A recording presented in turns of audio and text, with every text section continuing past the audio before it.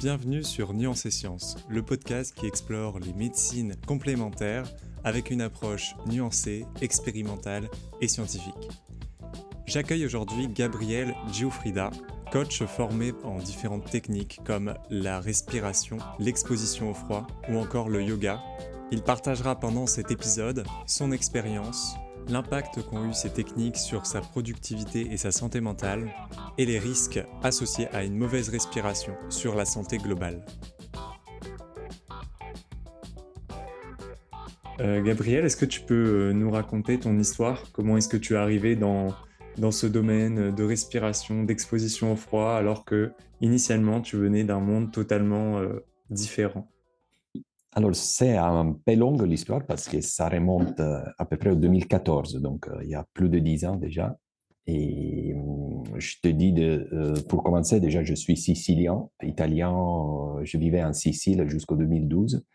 Et à la base, je suis un entrepreneur. Encore aujourd'hui, je gère une boîte spécialisée, un tour opérateur spécialisé dans les voyages à pied en Italie. Donc, nous, on organise des voyages un peu en toute l'Italie pour découvrir l'Italie à pied. Ça, c'est mon activité principale. Que je commençais, c'est mon business, je commençais en 2000 et encore, il existe, encore, on s'amuse à amener les gens, les Anglais, les Français, les Américains, à découvrir l'Italie avec un tourisme long. Et, et donc, comment je suis arrivé ici à la respiration? Le parcours, c'est... Alors là, c'est ce qui l'a vraiment déclenché. En 2012, on a déménagé avec ma femme ici en France, à Haute-Savoie, où j'habite maintenant. Et donc, j'ai arrêté de travailler en présentiel avec mes équipes en Sicile. Donc, j'ai quitté mon bureau, j'ai quitté ma famille, mes amis, là où je suis grandi et j'ai vécu la plupart de ma vie. Et on a déménagé en France. Pour moi, pas de souci, j'avais toujours travaillé dans le tourisme, j'avais toujours voyagé. Donc, c'était une nouvelle expérience, plein d'énergie, plein d'envie aussi de découvrir de nouvelles régions. En plus, ici en Haute-Savoie, c'est une des plus belles régions d'Europe. Donc, il n'y avait que du bonheur. Et en plus, j'avais une famille en très bonne santé, deux petites filles en bas âge, donc 6 mois et 1 an et demi quand on est arrivé ici sur Annecy. Et tout ça passait bien, pas de problème financier, pas de problème de santé, une belle famille, une belle maison et une belle région où vivre, un bon travail aussi parce que travailler dans le tourisme, c'était... Donc j'avais tout un cocktail parfait pour être vraiment heureux. Et finalement, j'ai découvert en 2014 que ce n'était pas le cas. Donc, même si j'avais toutes les conditions pour être vraiment heureux, et je ne dormais plus la nuit et je commençais à avoir de l'anxiété, du stress. Souvent, avant les réunions de travail, j'avais pas des crises de panique, mais souvent des agitations du mental à gérer à distance mes équipes en Sicile. Et, et finalement, surtout, j'avais des gros sens de culpabilité dans le sens que je suis un peu perfectionniste dans mes choses, donc j'ai donné beaucoup pour mon travail parce que c'était en pleine expansion mon activité en Italie. Et en même temps, j'étais papa de deux petites filles et donc je faisais le possible pour être le papa parfait, le meilleur papa, etc., sans avoir personne qui m'a appris ça. Bon, trop de choses, donc souvent de sens de culpabilité quand j'étais avec mes filles à jouer, à lire des comptines, etc. Je disais, ah, j'ai 300 mails à répondre, 30 projets à suivre, et donc je perds du temps avec mes enfants, et donc je ne me sentais pas un bon entrepreneur. Quand j'étais avec mes équipes, et je travaillais 10, 12, 13 heures par jour, je disais, ah mince, je passe beaucoup de temps avec mes équipes et je ne suis pas un bon papa, je ne suis pas un bon mari. Donc j'étais toujours dans cette espèce euh, de, de continue insatisfaction. Euh, et je pense que c'est ça qui a déclenché une sorte vraiment de fatigue, de sens, je ne dis pas dépression parce que c'est gros le mot, mais le sens d'être toujours triste, toujours un peu insatisfait et jamais content de ce que j'avais. Et finalement, j'ai commencé à chercher au dehors de moi la solution. Et quand j'ai demandé à droite à gauche, même chez les docteurs et tout, il n'y avait pas beaucoup d'offres à l'époque. La seule solution, c'était de prendre des médicaments pour dormir la nuit, éventuellement des anxiolytiques quand j'avais des pics d'anxiété ou de mini-crises d'agitation, etc. Mais il n'y avait personne qui m'a jamais proposé une alternative ou une solution à l'origine de mon problème. Tu vois, donc, c'était juste mettre un pansement pour mieux dormir un petit peu, mais ça ne résoudrait pas mon problème. Et donc, je commençais à regarder un peu à droite, à gauche, et finalement, la solution elle est venue par ma femme, qui un jour me dit, tu sais, il y a un super prof de yoga dans mon bureau, dans ma boîte, et pourquoi tu n'essaies pas le yoga? Moi, je n'étais pas du tout, pas du tout yogi, je n'étais pas du tout souple, etc. Et j'ai dit, bon, on essaye, on va voir. Et finalement, je rencontrais cette personne qui c'est quelqu'un de vraiment, c'était un carrefour dans ma vie parce que j'ai rencontré cette personne ici sur Annecy qui m'a formé. Donc, pour commencer, j'ai commencé à pratiquer le yoga une fois par semaine. Et pour moi, c'était déjà la première fois que j'arrivais dans ma vie à un rythme très, très rapide, à poser juste un instant pendant 1 heure et quart la semaine. J'arrivais à switcher mon cerveau. C'est comme si j'avais un interrupteur. Et donc, j'ai découvert pour moi que j'étais toujours hyperactif, de trouver un instant de détente, de relâchement et surtout d'être dans le moment présent, de vivre réellement ma vie dans l'instant présent. Et ça, c'était la première découverte. Et comme je suis très curieux, je disais, mais c'est bizarre, qu'est-ce que c'est cette pratique millénaire qu'il est pratiquée depuis vraiment à peu près 5000 ans et qui fait si bien et si simple finalement à pratiquer. Et donc, je continue à pratiquer.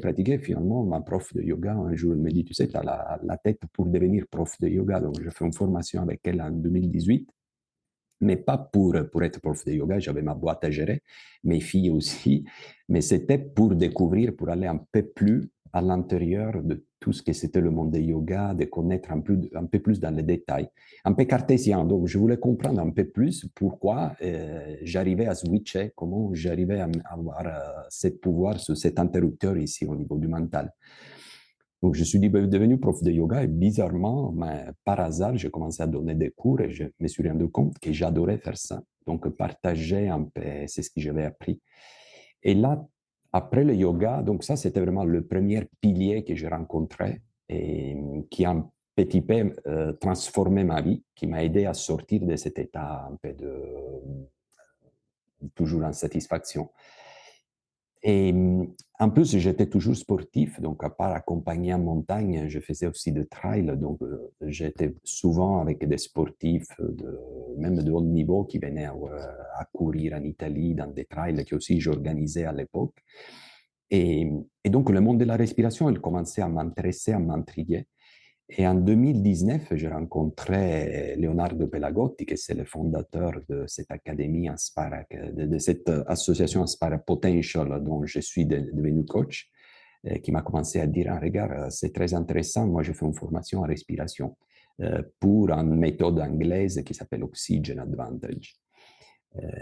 Que c'est vraiment pour on travaille la respiration, finalement, pour essayer d'abord de trouver une respiration fonctionnelle et une fois que tu respires bien, aussi améliorer ta respiration pour améliorer tes performances sportives. La base, un peu, c'était ça. Donc, moi, très curieux, je fais cette formation. Et là, deuxième pilier, il y a une autre autoroute qui s'ouvre d'avant et je découvre un monde incroyable et parce qu'on en parlera pendant le podcast, mais c'est vraiment comme une boîte à outils et tu as 3000 outils différents pour travailler ta santé, travailler ton mental, etc., juste avec une chose hyper simple à disposition de tout le monde, que c'est la respiration. Voilà, donc je me suis formé d'abord à l'Oxygen Advantage, après je suis devenu coach de l'Inspire Academy, et donc avec Leonardo de l'Inspire Potential, qu'elle est ici en France. Et là, donc, j'ai commencé à intégrer le deuxième pilier, donc le yoga, avec aussi le pilier de la respiration. Beaucoup de gens, ils me disent, mais déjà, dans le yoga, il y a le pranayama, il y a toute la partie respiratoire, mais c'est quelque chose de complètement différent parce que quand on pratique le pranayama, certaines fois, on ne sait pas, même si on est des profs de yoga, qu'est-ce qui se passe dans ton corps selon le type de respiration que tu fais. Et tu vois, il n'y a jamais personne qui nous a appris vraiment c'est ce que c'est le changement au niveau biochimique dans ton corps quand tu fais une respiration en narine alternée ou tu fais le Kapalabhati, qui c'est la respiration du feu, quelle différence il y a entre une hyperventilation et une hypoventilation au niveau biochimique et ce qui se passe dans ton corps. Je savais juste que quand on fait ça, la Nadi Shodhana, que c'est une des pratiques du yoga classique, on rééquilibre un peu notre système nerveux, mais je ne savais pas pourquoi. Donc, je faisais quelque chose, je l'enseignais, mais sans savoir quelle était l'origine. Voilà, et donc, cette curiosité, donc la réponse à toutes ces questions, ils sont arrivés avec les deux formations de Oxygen Advantage et d'Inspire Potential. Euh, voilà, et ça, c'était pendant la période du Covid. Donc, ça tombait à fond, parfait, parce que j'avais du temps à la maison et on a commencé à faire des coachings en ligne. J'ai eu le temps aussi d'étudier parce que comme ma boîte, vous pouvez imaginer, en 2020, c'était tout arrêté. J'avais du temps pour approfondir, étudier. Je commençais à lire centaines de bouquins sur la respiration, etc. Et finalement, en 2021, il y a le troisième pilier qui arrive, toujours Leonardo, qui lui, il est aussi coach de la méthode Wim Hof, que c'est la méthode de l'exposition au froid, qui m'a dit, Gabriel, viens, parce que c'est très intéressant. Lui, il a amené déjà des centaines de clients dans le Cantal, à la base dans le Cantal, mais après aussi dans d'autres, en Italie, mais surtout en France, pour faire des stages d'exposition au froid, donc des stages de respiration, exposition au froid, de méditation aussi. Et moi, je dis, regarde, moi, je suis sicilien, je meurs de froid, j'adore la chaleur, donc tu peux me faire tout, fais-moi marcher sous la braise, mais ne me raconte rien au niveau de l'exposition au froid. Et finalement, pour une série de choses, il y avait plein de choses, plein de signaux qui m'arrivaient à droite et à gauche, qu'il fallait que j'allais tenter cette expérience de l'exposition au froid. Donc, je suis parti avec Leonardo en 2021 en Nevache, dans les Alpes, et on a fait un week-end. Et, et là, troisième carrefour de ma vie, je me rends compte que, à part le peur que j'avais pour entrer dans l'eau froide, une fois que je l'ai fait, c'était vraiment quelque chose qui m'a complètement transformé. Et j'ai changé aussi mes a priori que j'avais sur le froid. J'avais toujours pensé que le froid, c'était quelque chose destiné un peu aux Vikings, c'est le sportif, un peu haka, un peu style Nouvelle-Zélande, rugby, les machos et tout ça. Donc, ça ne me correspond pas du tout, ça. Et finalement, j'ai découvert dans l'exposition froid une douceur, une profondeur et aussi un exercice toujours pour mon problème principal, que c'est la gestion du mental. C'est ce qu'on appelle le mindset, donc la force du mental, le relâchement dans l'effort. Et c'est ça qui m'a complètement transformé, qui m'a fait adorer l'exposition au froid. Donc, ce n'est pas quelque chose de faire une performance, de dire, OK, je me mets dans l'eau glacée parce que c'est à la mode et je fais un selfie pour le poster sur Instagram. Ce n'est pas du tout ça, mais c'est quelque chose qui, ça t'oblige à, tu sais, à te recentrer complètement dans toi. Et quand tu es dans l'eau gelée à 0, 1 degré, t'as pas beaucoup, tu penses pas beaucoup. Il y a mes employés qui me dérangent un peu, ma fille qui me gêne, etc. Tu es là et tu passes 1 minute, 2 minutes complètement centré parce que le moment que le mental il part, tu commences à geler, à aller en hypothermie et toi, tu vis une expérience négative. Donc, si tu veux faire une expérience de qualité, il faut vraiment apprendre à maîtriser ton mental. Et donc, finalement, aujourd'hui, je me retrouve avec ces 3 piliers qui, moi, ils m'ont transformé la vie. C'est le yoga, la respiration et l'exposition au froid. Et sont mes médicaments que j'utilise au quotidien vraiment pour gérer le stress, mais aussi, donc, soit au niveau physique, au niveau de ma santé, mais surtout au niveau mental, au niveau de la clarté, de la concentration, de la calme de l'esprit, de bien dormir, système immunitaire, on peut en discuter énormément, de tous les avantages de ces 3 piliers qui sont gratuits, disponibles à tout le monde, tout le temps. Et par contre, il y a très peu de monde qui nous parle. Et aujourd'hui, je me retrouve pour terminer avec encore ma boîte en Italie, que c'est mon activité principale. J'ai encore ma famille avec 2 filles qui à l'époque elles étaient de bébés, mais aujourd'hui sont des adolescentes. Donc peut-être même pire qu'en 2012, en 2013, quand je suis arrivé en France. Et, et finalement, j'ai fait un deuxième travail. Donc, en plus de mon activité de chef d'entreprise, je suis coach en respiration, je coach des sportifs, je coach en entreprise pour la gestion du stress, pour la concentration, la productivité. Et je donne des cours de yoga, j'organise des ateliers de respiration, j'accompagne et j'organise des voyages ou des week-ends de trekking, yoga, respiration, méditation et exposition au foie. Et je suis instructeur aussi de la méthode Wim Hof, donc je donne aussi des ateliers Wim Hof. Et finalement, j'ai un double travail et là, je suis heureux. Donc, c'est bizarre. En 2012, avec moitié de travail de l'activité, je n'étais pas heureux. Et aujourd'hui, grâce à ces trois éléments, je suis heureux parce que c'est ça, ces trois éléments, ils m'ont changé par l'intérieur. Dans le sens qu'en 2014, moi, j'essayais de trouver à l'extérieur de moi la solution à mes problèmes. Mais finalement, le problème, c'était Gabriel et que j'étais insatisfait de comment gérer ma vie. Et finalement, grâce à ces trois piliers, aujourd'hui, j'arrive à faire 2 fois le même travail et je suis heureux, je suis content et je pense que je suis un bon entrepreneur, je suis un bon papa. Et voilà.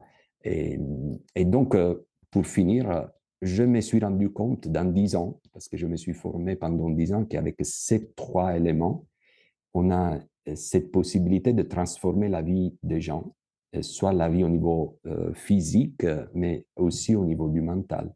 Et donc, c'est pour moi, avec Léonard dans Spirit Potential, on a exactement la même philosophie, c'est de faire quelque chose pour notre mission, c'est de transmettre le plus possible ces trois outils, surtout la respiration, l'exposition au froid, le mindset, pour aider un peu tout le monde, pour dire, regardez, vous avez des choses qui sont très, très performantes et qui peuvent vous aider dans la vie de tous les jours. En fait, moi, alors tu me diras si tu partages aussi cette vision, c'est que j'ai l'impression qu'actuellement, on est dans un monde où on n'a plus besoin d'aller chercher à manger dehors, on n'a plus besoin de courir après un gibier, et on a des problèmes qui sont dérisoires, mais qui ont quand même un impact très important sur notre stress.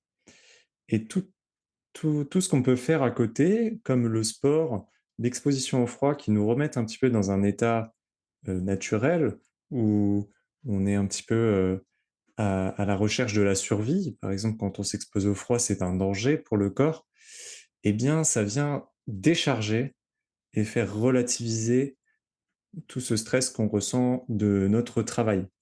Et ce qui est encore plus intéressant, et ce que j'aime chez toi, c'est que tu es l'exemple vivant de ça, c'est que coupler les deux, coupler ce monde actuel qui est tel qu'il est, donc on ne peut pas le rejeter non plus, et des moments de retour à la nature en quelque sorte, pour pouvoir tirer le bénéfice des deux, et dans ton cas, augmenter ta productivité fois 2, tout en gardant ce côté plus naturel qui permet de réduire ton stress aussi, et ce qui va influer à la fois sur ta qualité de vie, mais aussi sur ta productivité dans ce monde. Pour commencer, que c'est un peu la recherche du confort extrême, dans le sens qu'avant, pour aller faire les courses, on partait à pied ou en vélo et on amenait nos sacs à pied et on faisait un peu de sport, d'activité pour aller chercher. On n'avait pas le télécommande à la télé, on se levait pour changer de canal. Et donc, notre vie, à part ça, il y a plein milliers d'autres exemples, mais nous, on travaille comme des malades pour avoir de plus en plus de confort. Et surtout ça, on ne s'en rend pas compte, mais il y a Je te fais un exemple, la mémoire. C'est quelque chose, moi, quand j'avais 20 ans, je me rappelais le numéro de téléphone de tous mes copains par cœur. Et parce que j'avais pas le téléphone. Donc, le numéro fixe, je les appelais quand j'étais au lycée. Et toi, tu es jeune, mais moi, à l'époque, il n'y avait pas de téléphone portable. Mais je connaissais au moins 40, 50 numéros de téléphone. Aujourd'hui, je fatigue à me rappeler celui de ma femme. Certaines fois, je me trompe parce qu'on a délégué à cet appareil une qualité que nous, on avait, que c'était la mémoire. Le GPS, il y a 30 ans, je me baladais en montagne, j'étais accompagnateur en montagne, et on n'avait pas, on avait des anciens Garmin mais on se repérait dans l'espace avec des repères, et que chaque fois que tu sortais, tu étais toujours avec les antennes pour te rappeler la maison et les différences. Aujourd'hui, avec les différents outils on a perdu le sens de l'orientation. Donc, on est incapable de s'orienter dans l'espace parce qu'on a quelqu'un qui nous dit va à gauche, va à droite, arrête, fais 100 mètres, etc. Et comme ça, il y a une liste énorme de choses. La clim, on vit, on a l'habitude maintenant de vivre tous les jours à 20 degrés. On rentre à la maison, le thermostat est à 20 degrés, on rentre en voiture, on met le chauffage, etc. Donc, la température, elle est stable. Le fait de manger, tu parlais aussi ça, euh, il y a quelques siècles, les gens, ils n'étaient pas sûrs de manger 3 fois par jour, petit-déj, déjeuner, dîner. Donc, c'est pour ça qu'on a des stocks de graisse aussi dans le corps, parce que peut-être ils chopaient un animal à manger, mais après, pendant une semaine, ils ne mangeaient pas. Donc, ils avaient des périodes naturelles de jeûne, etc. Donc, nous, on mettait avant notre corps sous un stress, que c'était un stress positif. Donc, le fait de ne pas manger, le fait de bouger trop pour aller chercher notre course ou aller faire du travail, etc. Faire des efforts pour s'orienter dans la nature, c'était tout de stress, c'est ce qu'on appelle un peu le stress hormétique. Donc, c'était des stress positifs qui nous permettaient de nous renforcer, de devenir plus forts et plus résilients. Aujourd'hui, on a délégué toute cette activité, il y en a de plus en plus. Avec l'intelligence artificielle, on est en train de déléguer encore d'autres compétences. Et le problème, c'est que plus on vit dans le confort, et plus on devient fragile, on devient sujet aux maladies, et on devient, entre guillemets, on perd des qualités qu'on a depuis des centaines de milliers d'années, comme la mémoire, la capacité d'exprimer des critiques, etc. Tout ça pour te dire que la recherche du confort extrême, ça nous rend plus fragiles et plus sujets aux maladies, etc. Et donc, il faut un petit peu, et ça c'est la base de la méthode Wim Hof que j'ai appris avec la méthode Wim Hof, c'est ce qu'on appelle l'hormèse, un stress hormétique. C'est l'idée qu'on se donne des coups de stress de courte durée avec, déjà, c'est un stress volontaire. C'est nous qui on décide de se le donner, ce stress. Deuxième chose, c'est un stress de courte durée. Et la troisième chose, que le stress hormétique est toujours suivi par une période de repos. Avec ces trois qualités, le stress, il devient un stress qui nous fait du bien et qui nous rend plus forts. Il y a plusieurs exemples de stress hormétique. Le premier, c'est le sport. Je me donne un peu de stress au niveau de la musculation en allant courir, mais à force de le faire tous les jours, tous les jours, tous les jours, je peux arriver dans 6 mois à courir un marathon.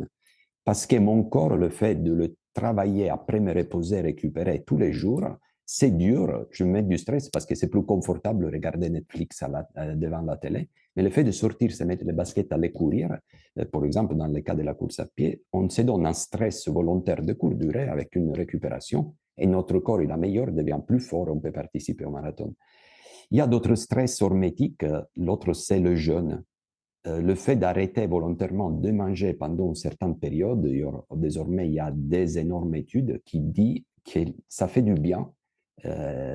Arrêter de manger pendant 5 jours, 6 jours, donc avoir une période de jeûne, ça permet aux cellules de se renouveler, etc., avec plein de bénéfices. Et donc, l'idée un peu qu'on a avec la respiration, avec la méthode Wim Hof, c'est de revenir un peu à s'éliminer, c'est un peu bizarre, mais se mettre contre notre sens de la recherche du confort. Je t'assure que le moment, même sous une douche froide, le matin, que tu te réveilles du lit tout chaud, tu te mets sous la douche et tu as ta belle douche à 30 degrés, tu décides de te faire juste ça, tourner le poignet dans l'eau froide, tu donnes un coup de stress à ton cerveau et 90% des personnes, ils ne sont pas capables de faire ça parce qu'ils disent, mais pourquoi je dois faire ça?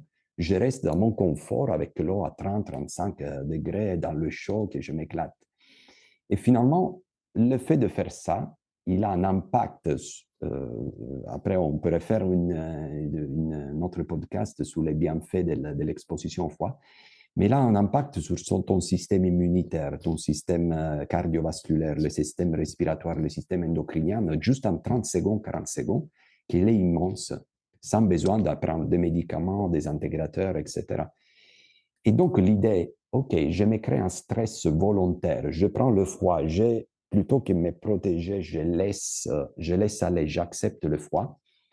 Le fait de le faire tous les jours, ça te change complètement et tu arrives à accepter le stress et tu deviens plus fort et plus résilient. Ça, c'est un peu à la base de la méthode Wim Hof. Mais la respiration, c'est la même chose. Donc, c'est ce qu'on cherche de faire.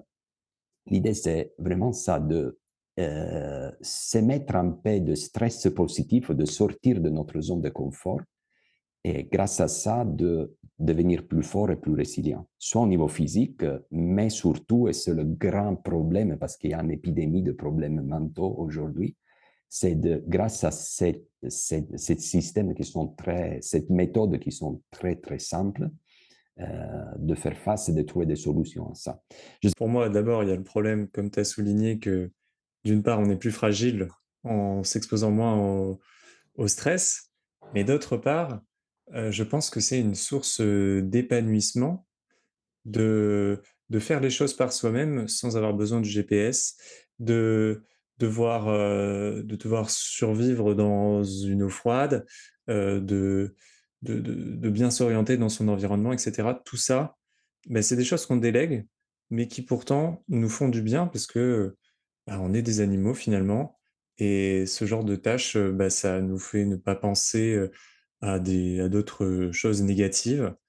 Parce qu'aujourd'hui, on a trop de temps, en fait, finalement, pour penser à tout ce qui nous stresse dans notre vie professionnelle et familiale, par exemple. Donc, je te rejoins totalement là-dessus. Il y a peut-être un point qui peut paraître un peu paradoxal. Pour ce qui est du sport et de l'exposition au froid, on comprend bien que c'est un stress qu'on s'impose. Mais je pense que pour certaines personnes, ça peut paraître bizarre de dire que la respiration, c'est une source de stress. En tout cas, de stress de courte durée, dans le cadre de Wim Hof avec un repos, etc. Alors, est-ce que tu pourrais expliquer en quoi la respiration, ça peut être un stress que l'on s'impose? Alors, moi, je commencerai déjà euh, pour l'idée euh, déjà de parler de l'importance de la respiration. Parce que moi, je pense, quand je donne des cours, je commence toujours avec ça, qui est, à mon avis, il y a 5 piliers fondamentaux dans l'équation du bien-être. Donc, pour être en bonne santé et bien-être, il faut ces 5 piliers, tous les 5 ensemble. Le premier, c'est l'alimentation. Et on le sait, si on n'a pas une bonne alimentation, on ne pourrait pas jamais être en bonne santé et se sentir bien. Le deuxième, c'est le sport. Et c'est un autre pilier très important dans la vie de tous les jours. Le troisième, c'est le cycle circadien, donc l'alternance du sommeil et de la veille. Le quatrième, c'est les relations sociales, parce qu'on peut faire du sport, on peut bien manger, on peut bien dormir, mais si on vit tout seul, on n'a pas d'amour, on n'a pas de relations sociales, on vit enfermé dans une maison toute seule comme un ours, ça crée, ça peut pas nous donner du bien-être, parce que c'est à la base de la vie. Et le cinquième, à mon avis, c'est la respiration, dans le sens que c'est une autre de piliers fondamentaux, mais parmi les 5, c'est sûr que c'est le plus négligé. Quand vous allez chez le docteur, tu le sais mieux que moi, la première chose, ils te disent de bien manger, de faire du sport, de bien dormir, d'aller bouger pour rencontrer aussi d'autres personnes. Mais c'est très, très rare que quand tu fais des visites, il y a quelqu'un, mon père, il était docteur, hein, et il m'a jamais appris à bien respirer. Donc, la respiration, c'est quelque chose que c'est naturel, heureusement. Il ne faut pas y penser différemment des autres 4 piliers. Pour bien manger, il faut faire un effort. Pour faire du sport, il faut que tu te poses un effort. pour avoir des relations sociales, il faut que quand même tu bouges un peu pour aller chercher, organiser, etc. Pour bien dormir aussi, il faut que tu organises ta vie pour avoir des bons rythmes entre le jour. Donc, ce sont des choses que tu décides de faire et que tu prends en main. La respiration, c'est l'autre pilier que même si tu ne penses pas, elle est toujours là, elle est toujours présente. Okay. Et c'est ça, d'un côté, l'avantage, parce qu'il ne faut pas y penser comme les autres choses, mais de l'autre côté, la respiration, c'est quelque chose qui a un impact sur notre vie qui est hyper, hyper important. Moi, je dis toujours, c'est un peu comme les épinards de Popeye ou comme la potion magique d'Astérix. On a en nous-mêmes une capacité, une boîte à outils hyper puissante, mais il n'y a jamais personne qui nous apprend comment l'utiliser. C'est suffisant que tu regardes la télé, tu allumes, il te parle toujours de comment bien manger, les 5 fruits, les légumes, les publicités. Pour le sommeil, il y a plein de publicités pour tout. Dis-moi s'il y a des publicités ou quelque chose qui t'apprend à bien respirer, ou la différence entre une hyperventilation ou une hyperventilation, ou même c'est dans le monde médical, quand tu vas faire des visites, il y a, heureusement maintenant, il y a de plus en plus, et ça se diffuse de plus en plus, mais c'est encore assez rare, c'est minimal de gens qui vérifient ta fréquence respiratoire, si tu respires par le nez ou par la bouche, si tu respires par le haut ou par le bas, qui sont des choses fondamentales qui changent complètement ta vie. Et moi, je te le dis personnellement, moi, mon père docteur, il nous visitait à moi et mes frères, il nous mettait tous les 6 mois, tu sais, le dimanche, il nous mettait en ligne, allez, il nous contrôlait de la tête aux pieds et il m'a jamais appris à respirer bien respirer. Donc, moi, tout petit, j'étais toujours à respiration orale, que c'est la première grande erreur que la plupart des gens ils font. Et il s'en fichait, il m'a dit l'important c'est que tu respires. Après tu respires par le nez, par la bouche, on s'en fiche. Et finalement, ça, le fait de respirer par la bouche quand j'étais petit, il a eu un impact néfaste sur toute ma vie. Soit au niveau de la morphologie de mon visage, au niveau de la morphologie de mes épaules, etc. Peut-être on aura le temps d'en parler. Mais quelque chose de basilaire qui m'a été jamais enseigné, il a eu un impact néfaste sur toute ma vie. C'est exactement comme l'alimentation. Il y a l'alimentation qui est une chose et il y a bien manger, c'est une autre chose. Tu vois? Et donc, quand on est petit, il nous apprend à bien manger pour avoir une bonne santé. La respiration, c'est exactement la même chose. Il y a respirer et il y a bien respirer. Et ce sont deux choses complètement différentes. Et sache qu'aujourd'hui, il y a des études qui disent que 90% des Français ils ont une respiration dysfonctionnelle. C'est comme si je te disais que 90% des Français, ils mangeaient chez McDo pendant 6 mois, 6 mois là. Tu vois? Mais s'il y a quelqu'un qui mange chez McDo pendant 3 mois, il y a tout le monde qui dit, oh, fais attention, et tu le ressens tout de suite. Avec la respiration, on le ressent parce qu'on a tous des effets néfastes. Il y a des statistiques de plus en plus qui nous disent qu'il y a énormément de problèmes d'asthme qui se diffusent de plus en plus. Il y a plein de problèmes liés à la mauvaise respiration, mais il n'y a personne qui nous corrige, il n'y a personne qui nous apprend ça. Alors, l'idée du stress de la respiration, pour venir à tes questions, excusez-moi pour la longue introduction, c'est exactement ça. Le fait de respirer mal, c'est facile parce que, dans quelque façon, c'est un confort pour nous. Donc, on respire comme on respire, on n'y pense pas trop. Mais s'il y a quelqu'un qui me commence à dire, regarde, plutôt que respirer 20 fois par minute avec la bouche, tu fermes la bouche, tu respires par le nez, déjà, il y a la plupart des gens, quand tu dis, OK, tu vas faire tes courses, tu vas chercher les enfants à l'école et tu penses à respirer par le nez, ils ne peuvent pas le faire parce qu'ils n'arrivent pas. Ils ont tellement l'habitude de mauvaise respiration par la bouche que le fait de respirer par le nez, ils les mettent déjà sous stress et ils laissent tomber. Il y a d'autres personnes qui ont l'habitude de respirer par le haut et quand tu dis, OK, maintenant tu actives le diaphragme et tu commences à respirer par le bas, ils ont le diaphragme tellement atrophié parce que comme tous les muscles, si tu ne les utilises pas, ils s'atrophient, ils restent là tranquilles, que du moment que tu dis, OK, il faut commencer à bouger bien ton diaphragme, ils vont en stress parce qu'ils ne sont pas capables de l'utiliser. Ça, donc, au niveau biomécanique. Après, il y a le gros stress, que c'est au niveau biochimique, dans le sens que quand tu hyperventiles, et là, c'est la plupart des gens, si tu regardes les gens, les adolescents et quand même tous les gens dans les bureaux, on est tous en hyperventilation chronique. Donc, l'hyperventilation, il va changer un peu la biochimie de ton corps, dans le sens qu'on va en suroxygénation, parce qu'on prend beaucoup d'oxygène quand on respire rapidement. Et par contre, il y a un effet très néfaste qu'on élimine beaucoup de CO2. Donc, qu'est-ce qui se passe? À cause de hyperventiler, on a beaucoup de CO2, mais ça, ce n'est pas un problème parce qu'on est toujours saturé en oxygène. Donc, si j'hyperventile, c'est comme si je mets de l'eau dans un verre déjà plein. Je mets de l'oxygène et à la fin, j'expire de l'oxygène. Ça va et ça revient. Et on est toujours saturé en pression d'oxygène dans le corps. Par contre, le CO2, comme on l'élimine avec l'expire, à force de respirer rapidement, notre niveau de CO2 dans le corps, il commence à baisser à des niveaux critiques. Et même si on pense que le CO2, c'est quelque chose, c'est un déchet, ça ne sert à rien dans le corps, ce n'est pas du tout vrai.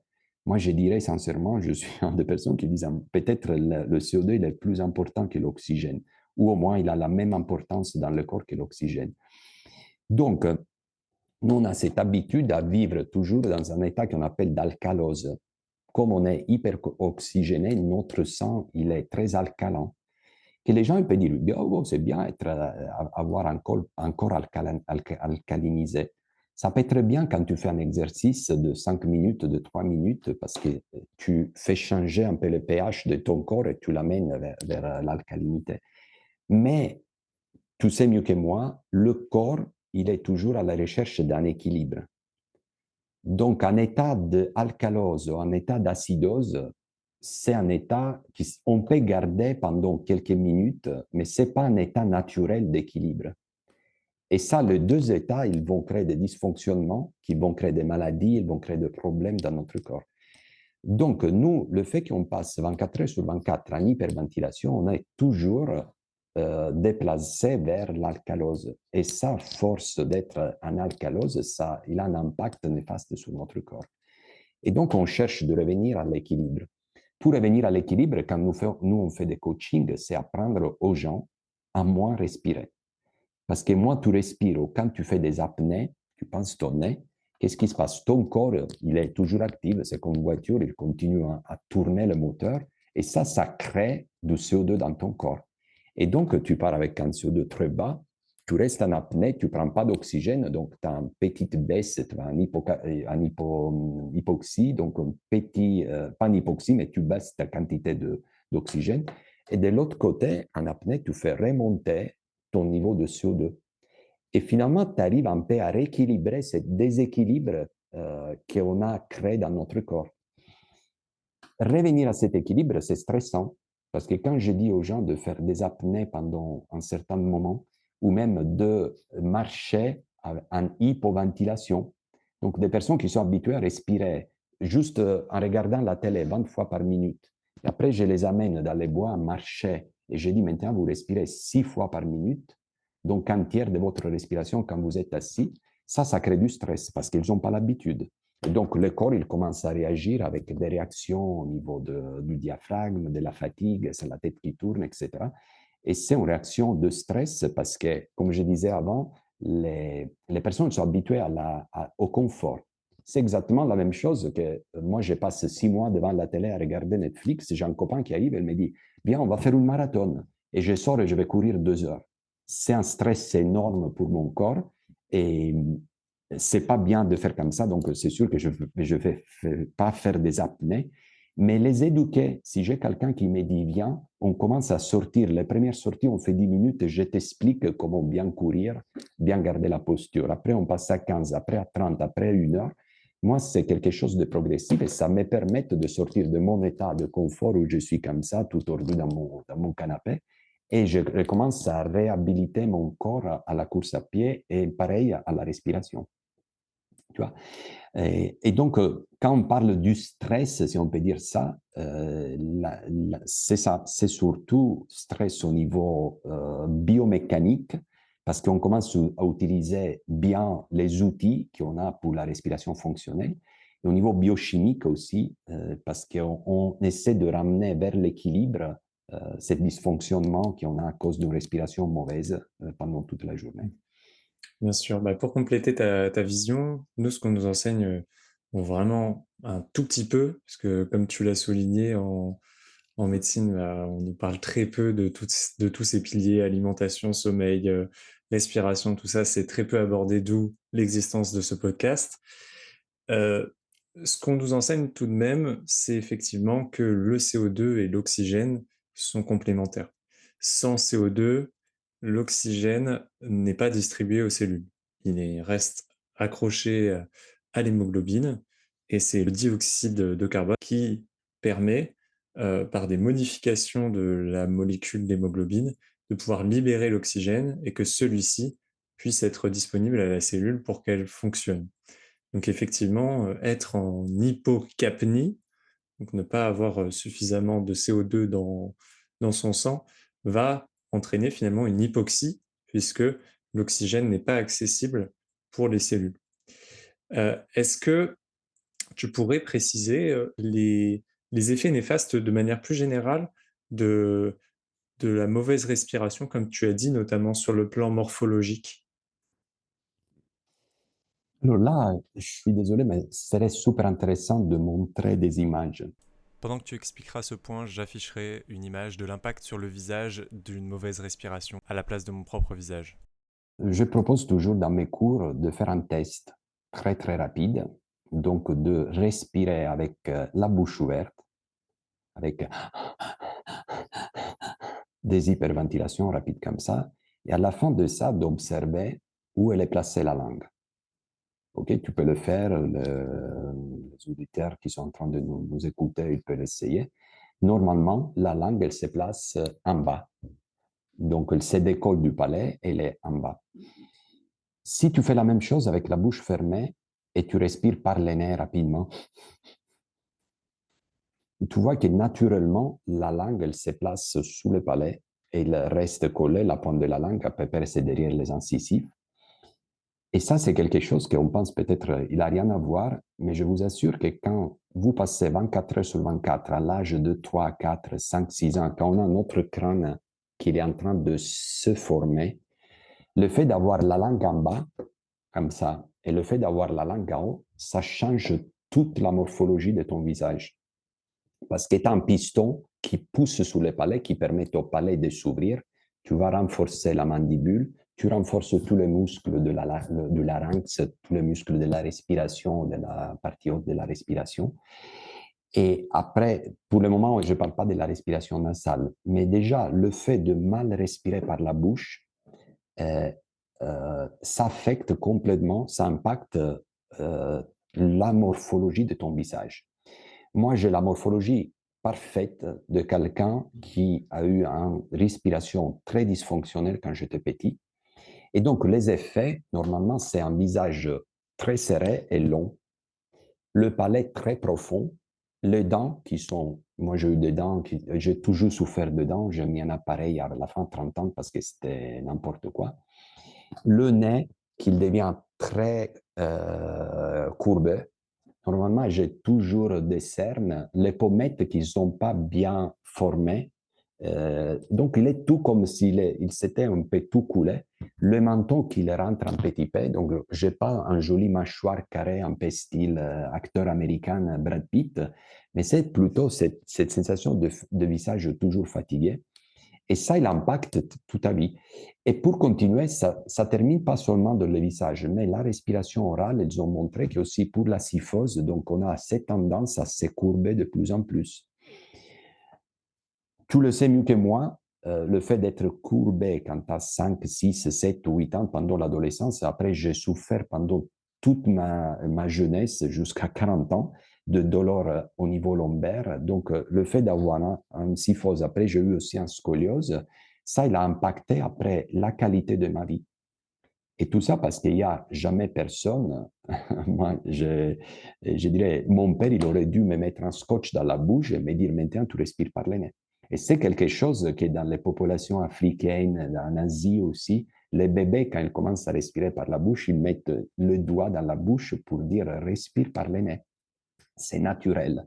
Nous, avec la modernisation, l'occidentalisation et tout ça, on a complètement oublié ça. Et on dit, OK, on commence à utiliser la bouche parce que c'est plus pratique. Mais il faut savoir que l'organe de la respiration, c'est pas la bouche. La bouche, elle est faite pour manger, pour faire des bisous, pour chanter, etc. Mais pas pour respirer. L'organe de la respiration, c'est le nez. Si tu respires par la bouche, c'est exactement au niveau physiologique comme si tu manges des spaghettis par le nez. Voilà. Donc, si tu te rappelles ça, tu sais que quand même le fait de respirer comme ça tous les jours, c'est exactement pareil, même pire de manger des spaghettis par le nez. Ok, donc ça pour te dire au niveau vraiment de la physiologie, pardon, de la physionomie du visage. J'ai plein de photos, d'images parce qu'ils ont fait des tests à des enfants, comment ils se sont transformés entre l'âge de 6 ans à l'âge de 11 ans, avec tout cet effet néfaste dont je te disais, les pommettes, le nez crochu, le menton en arrière et ses tendances à être courbées. Et donc, moi, c'est bizarre, mais j'étais comme ça pendant ma jeunesse, donc quand j'étais plein d'énergie et tout. Et maintenant, grâce au yoga, à une respiration fonctionnelle, parce que j'ai transformé à 50 ans la façon de respirer, maintenant, je commence à avoir les épaules plus ouvertes, je commence à être un peu plus droit, j'ai plus de douleur au dos. Et je sais pas, mais je suis convaincu que aussi au niveau de l'ouverture de mon visage, j'ai deux petites, même si c'est pas comme quand tu es adolescent, mais je vois aussi au niveau de l'espace des dents, il pousse, il bouge plus comme il bougeait avant. Donc il y a que des bienfaits. Et ça, c'est une des choses, il n'y a personne qui te l'enseigne. Et moi, je le mettrais obligatoire à l'école à faire des cours comme ça pour dire l'importance à tous les enfants de bien respirer par la bouche quand ils sont tout petits. Mhm. Ton cas est très intéressant parce que du côté des professionnels de santé, je pense qu'il manque cette approche-là, d'une part par le manque de formation, mais aussi par le fait que parfois ça peut paraître trop simpliste, de dire juste à quelqu'un, bah, dormez bien, respirez bien, etc. Sauf que ton cas est intéressant puisque à partir d'une morphologie qu'on observe par exemple chez toi, on peut retracer toute une histoire et des manifestations, un mal de dos, un nez courbé, un palais ogival profond, pour pouvoir retrouver une cause originelle, puisque c'était ça à la base de problème qui a causé tous les autres petits problèmes, pouvoir traiter ce problème. Et ça, je trouve ça très enrichissant. Et c'est pas simpliste, puisqu'il faut identifier toutes les manifestations et la cause originale. Et malgré tout ça, puisque ça demande à quelqu'un de sortir de sa zone de confort, eh bien, même en trouvant la cause originelle et en donnant des conseils adaptés, le patient, dans le cas des professionnels de santé, ou les clients dans ton cas, peuvent ne pas appliquer les conseils. Alors, qu'est-ce que tu dis à des personnes, à tes clients, pour qu'ils se mettent à faire des choses pour leur bien, pour leur santé? Alors ça, merci pour la question parce que c'est super intéressant. Et c'est aussi, je trouve, la chose la plus difficile. Moi, je fais déjà énormément de coaching et j'organise aussi des ateliers sur la respiration fonctionnelle. Et les gens, ils sortent des ateliers qu'ils disent, mais c'est génial, mais pourquoi il n'y a jamais personne qui m'enseigne ça? Donc, au niveau compréhension, il y a ça. Par contre, après, quand il rentre à la maison, j'ai dit, alors maintenant, il faut que vous travaillez la respiration. Déjà que vous faites des mouvements au niveau physique pour libérer tous les muscles accessoires de la respiration, donc à partir ici du cou, les épaules, les intercostaux, le diaphragme, bien sûr, et même les abdos. Donc, il faut faire des exercices. Et déjà, OK, oui, je le fais, mais c'est difficile parce que ça te demande une discipline. Et le matin, se mettre 15 minutes, 20 minutes ou le soir à faire ça, Les gens, ils te disent, j'ai pas le temps, première chose. Deuxième chose, j'ai dit, la respiration, tu l'as 24 heures sur 24.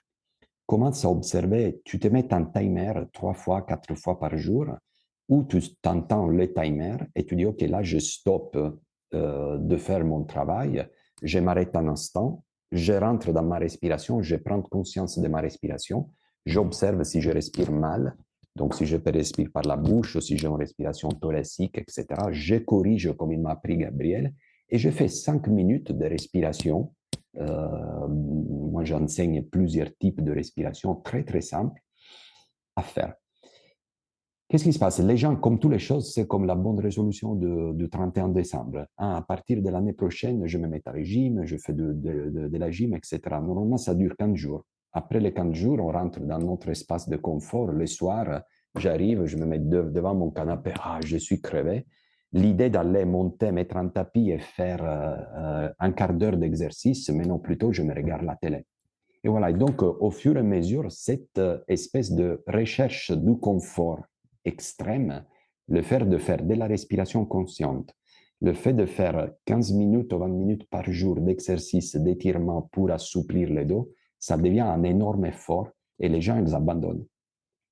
Et malheureusement, c'est beaucoup plus simple, tu sais, d'avoir un médicament, j'ai mal à la tête, je prends le médicament en 5 minutes, il est parti, plutôt que de dire, OK, de demain, tous les jours, je prends 30 minutes, 20 minutes, pas plus. On n'a pas besoin de passer 2 heures, d'aller à la salle de gym, 1 heure et demie, etc. Mais 20 minutes par jour de respiration consciente. Donc, ça veut dire un centième, parce que 20 minutes, après, on n'y rentre pas trop, mais c'est vraiment rien dans une journée de se prendre 20 minutes, même quand tu es en voiture, de dire plutôt qu'être là, regarder, écouter la musique, à regarder à droite, à gauche, à penser, à réfléchir. Je me recentre et je respire. Mais même ça, c'est difficile parce que c'est beaucoup plus simple et beaucoup plus amusant. Certaines fois, regarder les réseaux sociaux, regarder les téléphones, que s'arrêter un instant et dire, OK, je me concentre sur la respiration. Donc ça, c'est sûrement la chose la plus difficile. Et c'est même un dommage parce que les personnes ils se rendent compte qu'ils ont une respiration dysfonctionnelle. Ils se rendent compte que une bonne respiration, ça peut leur porter énormément de bien. Mais cette détermination, cette discipline, c'est la chose la plus difficile à garder. Mais là, je ne peux rien. Je donne plein d'astuces. Mais moi, sur moi-même, j'utilisais, quand j'ai commencé, je m'écrivais dans la main respire. Donc, chaque fois que je regardais dans la main respire, je disais, ah oui, c'est vrai. Et donc, je m'arrête, j'observe ma respiration, je fais 3 minutes de respiration. Je mettais des post-it dans mon PC. Je faisais plein de choses. Là, maintenant, chaque fois, par exemple, que je suis en attente à la boulangerie, à la poste, à l'arrêt du bus, que je m'arrête, j'ai 3 minutes, j'ai rien à faire parce que je suis dans le rouge, pendant le rouge, il y a le feu rouge, en voiture. Presque une chose automatique, elle me dit, attends, je me recentre sur la respiration. Parce que juste le fait de reprendre conscience de ta respiration, ça, c'est déjà un super exercice. Déjà de se recentrer, d'observer que tu respires.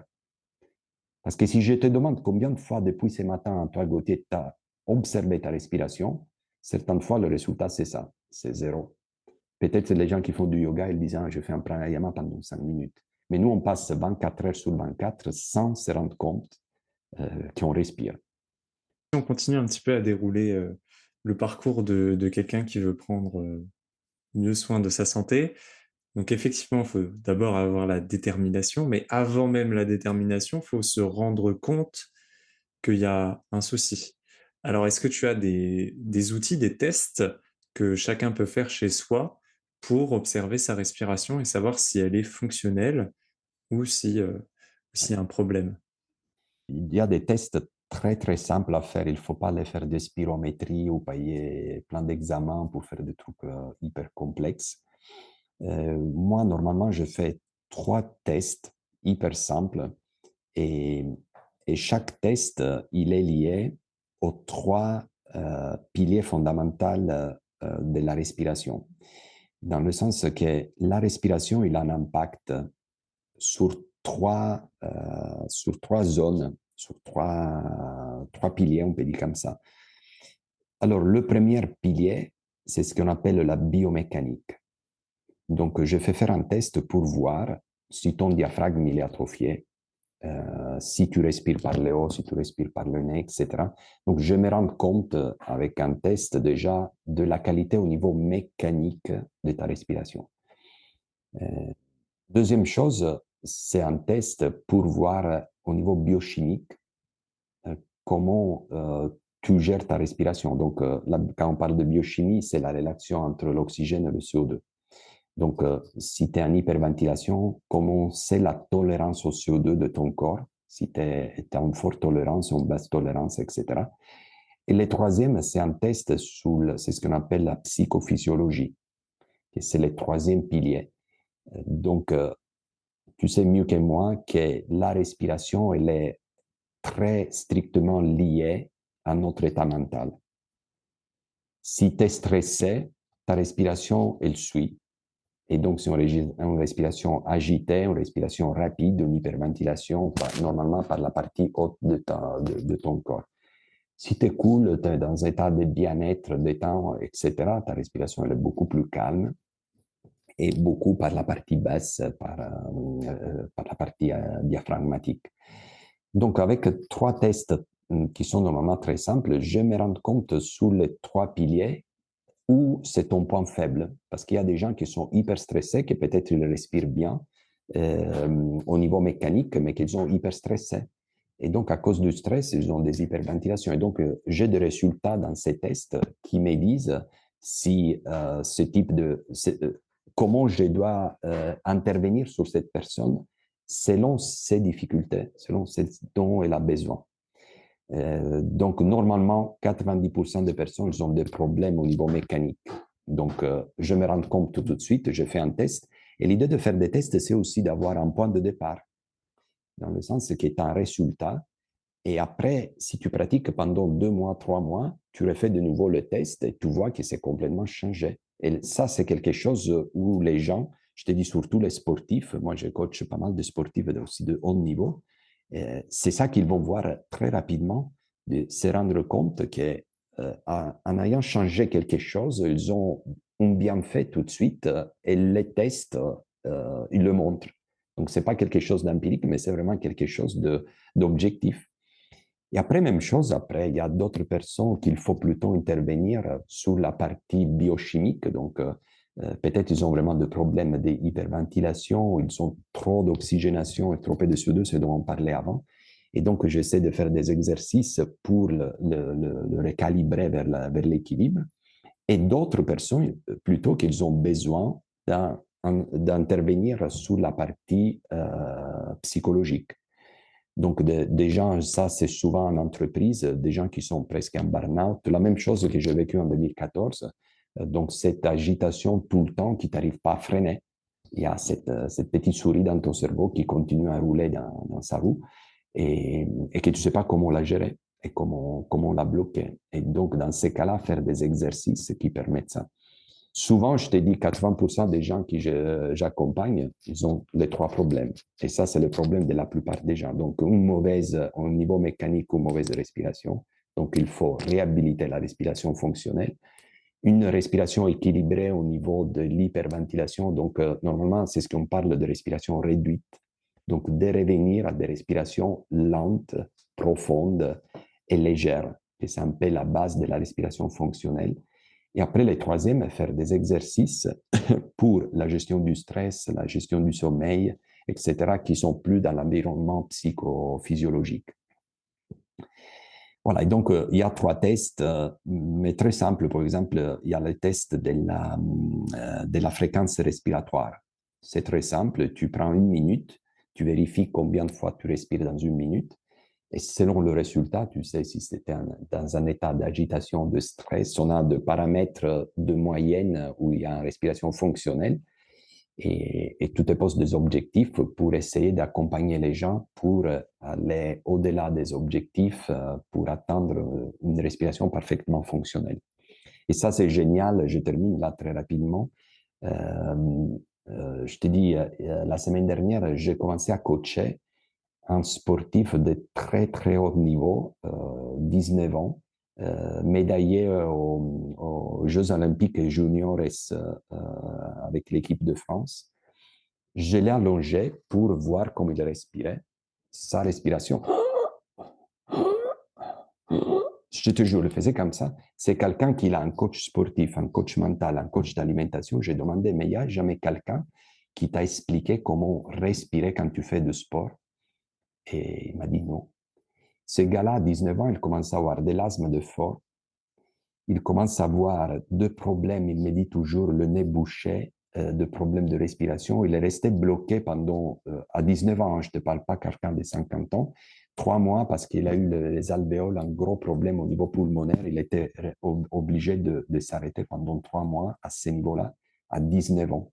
Et tout parce qu'il est complètement dysfonctionnel. Et pour quelqu'un qui fait 25 heures de sport par jour pour se préparer aux Jeux olympiques, tu peux comprendre comment l'impact d'une mauvaise respiration, c'est fondamental. Et il n'y a personne dans son entourage qui a lui expliqué ça. Pour te dire. Et ça, ce n'est pas un cas isolé. Leonardo, il coach énormément de sportifs de très, très haut niveau. Et chaque fois qu'on fait des tests, comme je t'ai expliqué avant, même les sportifs, on pense toujours, ah, il est sportif, il respire bien. Ce n'est pas du tout vrai.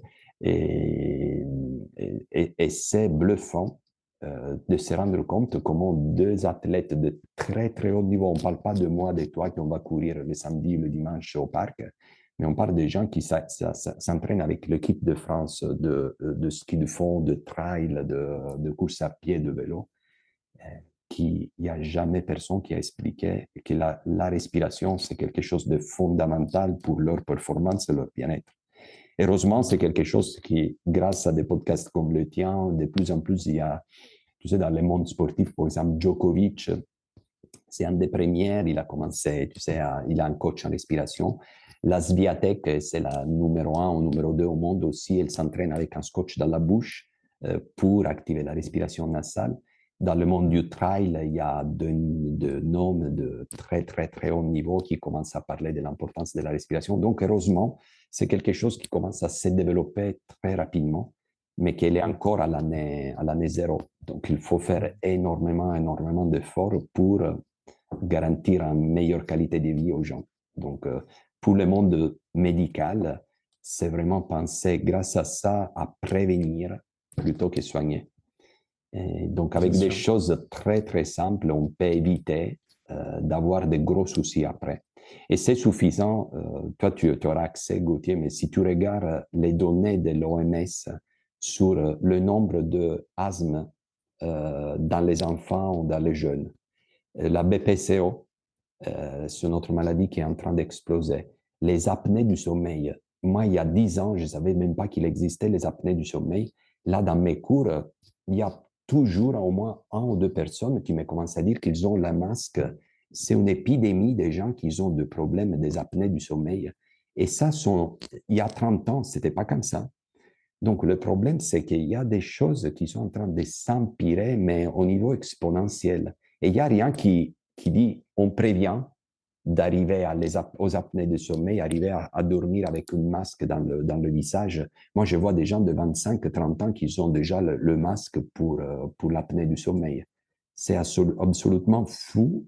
Et tu dis, mais pourquoi on pense plutôt à la prévention plutôt que penser après de donner des médicaments ou de mettre. C'est sûr, moi, je ne vais rien dire avec le monde médical. Je te dis, mon père, sont des choses qui doivent aller ensemble, la prévention et après le soin.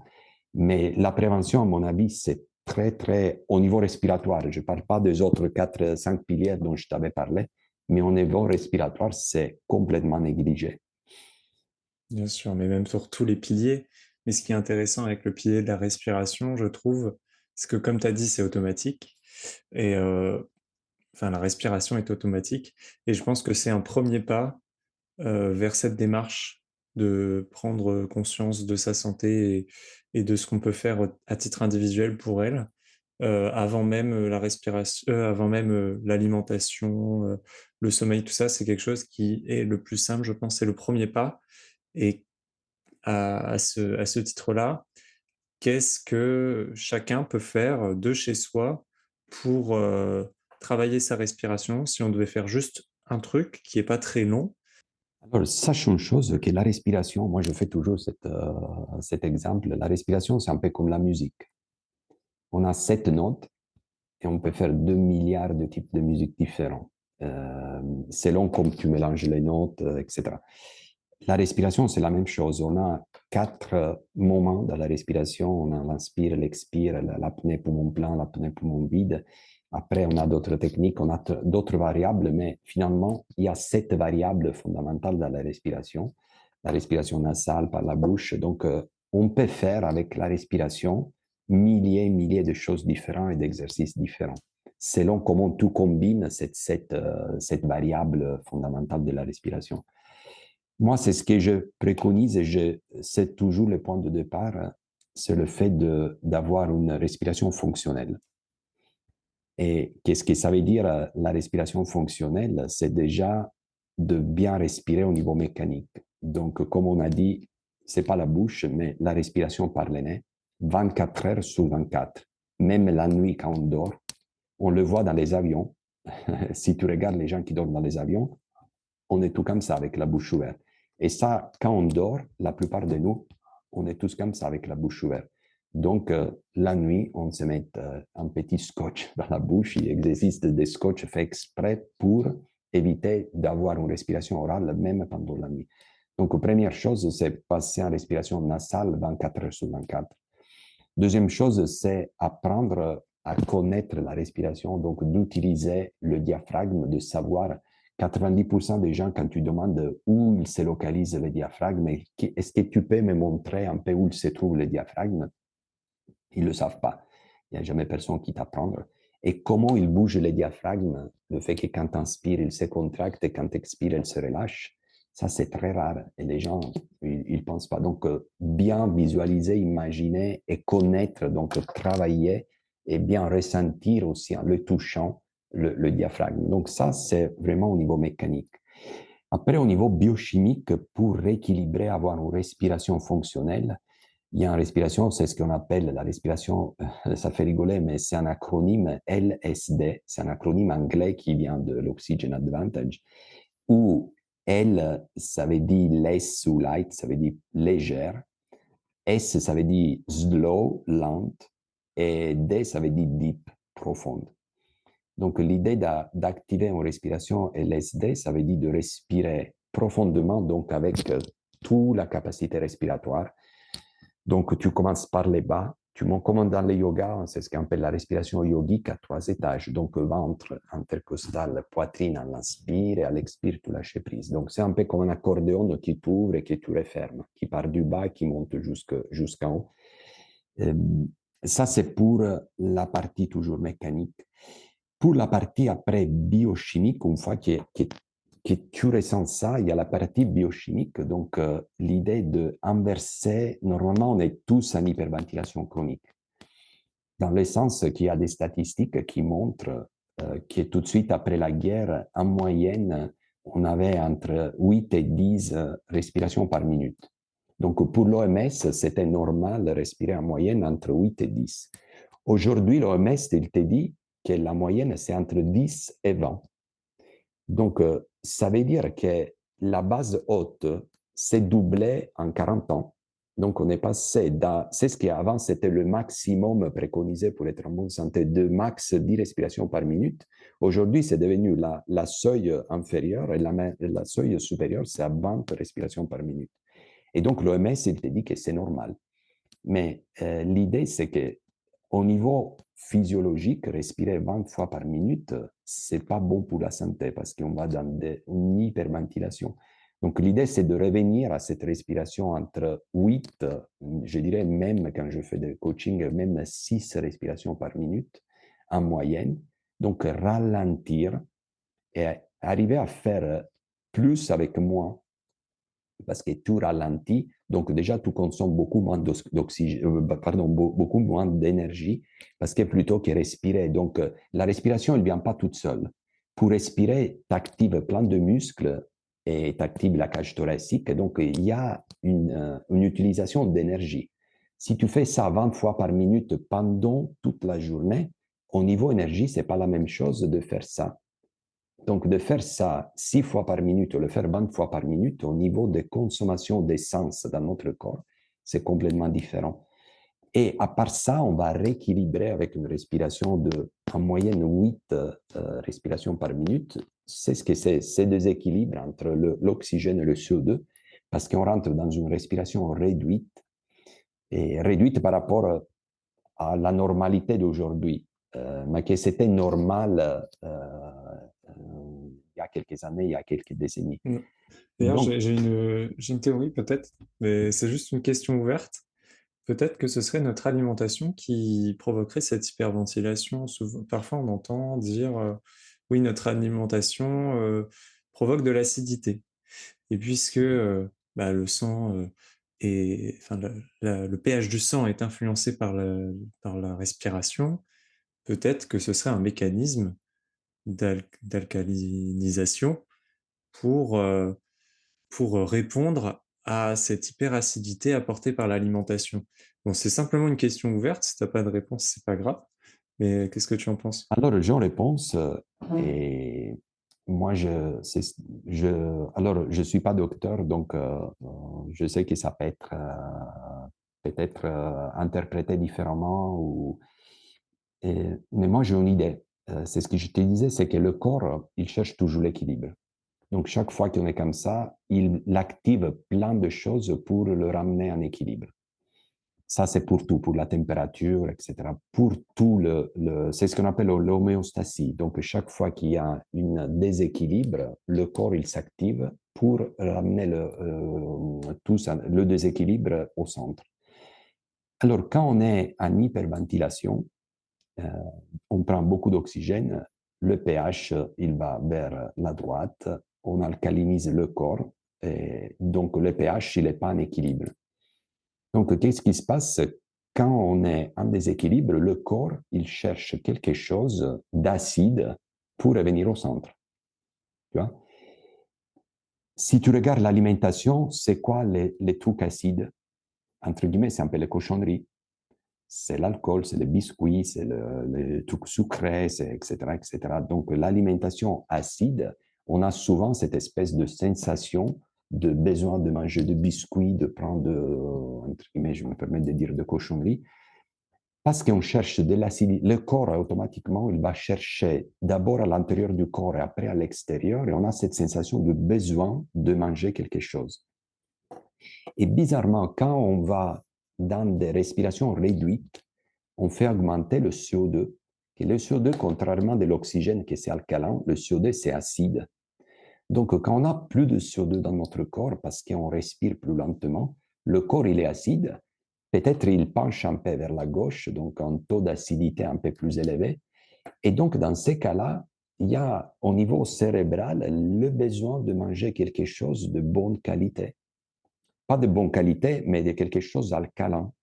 Et en général, le produit, les aliments alcalins, tu peux me le dire mieux que moi, c'est quoi? Les fruits, les légumes, pas tous, mais en général, toutes les bonnes choses sont plutôt alcalins. Et donc, moi, je fais très attention à ça certaines fois. Quand, par exemple, je vais courir, je fais des courses, et donc je vais beaucoup en hyperventilation. On le voit, j'arrive dans les points de ravito, je vois du chocolat, des biscuits, j'ai envie c'est aussi parce que j'ai besoin de sucre, mais c'est cette sensation parce que je suis en alcalose. Et par contre, quand je fais des respirations, je fais du yoga, je fais des activités où je ralentis, donc j'ai acidifie un peu mon corps. Après, j'ai envie de bien manger, de chercher de faire de produits de qualité. Mais je ne sais pas, parce que mon corps, moi, au niveau cérébral, je ne sais pas te dire exactement ça, c'est alcalin ou ça, c'est acide au niveau de. Mais certaines fois, j'ai envie de manger des chips et certaines fois, j'ai envie de bien manger une salade avec de bons produits à l'intérieur. Et je me demande, mais c'est qui décide que cet instant, j'ai envie de manger des chips, cet instant, j'ai envie de manger? Je pense qu'il y a un système au niveau cérébral qui te dit là, il y a de l'acidité, donc il faut chercher quelque chose d'alcalin pour revenir à l'équilibre. C'est ma théorie. je suis ouvert C'est avec... la théorie complémentaire à la mienne. Moi, je voyais plus l'alimentation qui influence la respiration. Toi, c'est plutôt la respiration qui influence tes envies alimentaires. Et je ne sais pas qui a la réponse. Après cet enregistrement, j'irai voir s'il y a des recherches scientifiques sur le sujet. Pour revenir plus sur la respiration, je trouve que il y a quelque chose d'exceptionnel qu'on peut faire avec le breathwork et qui permet de vraiment prendre conscience de l'impact que peut avoir notre respiration sur notre corps et notre psyché. Est-ce que tu pourrais expliquer les mécanismes euh, physiologiques et l'impact que peut avoir sur la psyché le breathwork? Parce que je pense que ça peut être un moyen de prise de conscience de l'impact qu'on peut avoir sur notre santé vraiment très fort. Alors déjà, on explique, parce que peut-être les gens, quand on parle de respiration breathwork, il y a 3000 noms différents qui vont sortir. On dit, entre guillemets, le breathwork, c'est une technique un peu anglophone de respiration un peu modifiée et qui devient de plus en plus à la mode. On entend ça de plus en plus. Mais l'origine, juste pour revenir un peu à l'origine du breathwork, je reviens juste un instant en arrière. Années 60, 1960-70, les docteurs, les psychanalystes aux États-Unis, mais même en Europe, ils utilisaient beaucoup les hallucinogènes, je crois qu'on dit ça en français, donc l'LSD et la psilocybine, je ne sais pas trop le nom, donc des champignons, ils ont découvert que dans les années 60-70, c'est comme ça qu'ils sont venus après à la mode, entre guillemets, parce que les psychiatres utilisaient comme ces techniques, pardon, pas cette technique, mais cette substance pour soigner les problèmes psychiques des gens. Il y a centaines d'études qui montrent ça. Dans les années, je crois, 80, Nixon, à cause de la guerre du Vietnam, de un peu Woodstock, tout ce qui s'est passé, et l'épidémie un peu de cette drogue, qui est finalement plutôt qu'être utilisée pour des questions médicales, ils ont devenu un peu la drogue pour s'amuser le week-end, parce qu'ils créent un état de conscience un peu modifié. Ils ont interdit par la loi parce que le président américain s'est rendu compte que c'était néfaste pour la société, surtout c'était néfaste pour sa politique un peu guerrière d'envoyer les gens au Vietnam ou à combattre la guerre. Quand les gens ils étaient dans la rue à faire la fête à Woodstock, etc., dans les années 68, 70. Et donc tout ça, ils ont été interdits par la loi. Donc, tout d'un coup, il y avait plein de recherches, plein d'études. Il y a des bouquins super intéressants sur ça. Et les psychiatres, au bout d'un moment, ils se sont trouvés qu'ils avaient plus cet outil pour la psychiatrie. Et donc, il y a ces docteurs qui a créé une respiration très puissante. Et finalement, cette respiration, en changeant un peu tout notre biochimie, parce que ce sont des hyperventilations très poussées, très fortes, il a créé un peu une méthode naturelle sans utiliser des substances qui étaient interdites par la loi. Et finalement, il s'est rendu compte que cette breathwork, qu'on appelle plutôt respiration holotropique, il avait les mêmes effets au niveau de la psychique que l'LSD et les champignons. Et donc, c'est devenu dans les années, un peu fin des années 90, etc., un peu une nouvelle technique utilisée pour la gestion de maladies psychiatriques. Voilà, ça c'est un peu l'origine.